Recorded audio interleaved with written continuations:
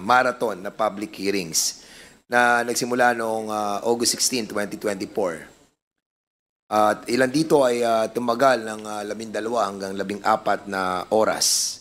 Bagamat di ito ang pag-uusapan natin sa araw na to, hindi po itong POGO, ay ninais ng inyong lingkod na briefly ay mag-report po sa ating pong mga kababayan. Maikli lamang po ito, hindi naman po ito masyadong mahaba.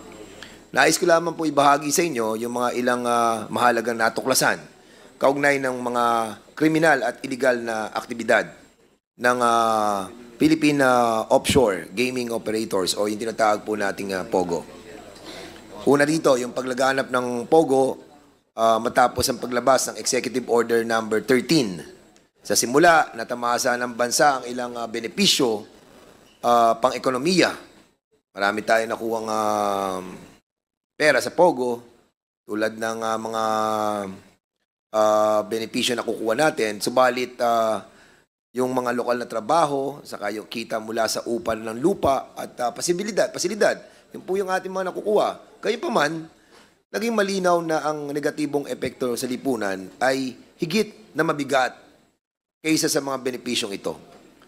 Kaugnay ng paglabas ng EO number 74 na inisyo ng ating pong presidente na nagbabawal sa lahat ng POGOs, internet gaming licenses at iba pang serbisyong kaugnay ng offshore gaming.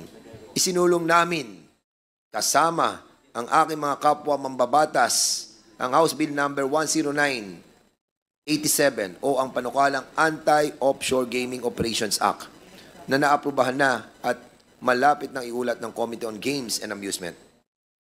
Natuklasan din natin yung pagkakasangkot sa kriminal at illegal na aktibidades sa loob ng POGO premises.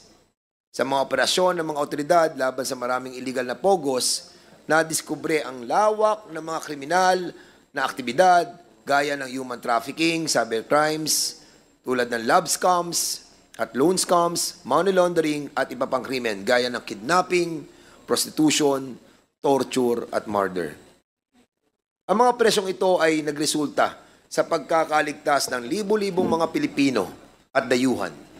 Ang Lucky South 99 sa Porac, Pampanga, nakilala na ating pinakamalalang POGO hub sa bansa ay pinatatakbo ng dating Chinese police officer ng China, si Duaren Wu, na ilang beses po nating inimbitahan, subalit wala na, nakatakas na po. Kasama ang kanyang inaanak na si Catherine Cassandra Casiliong. Sila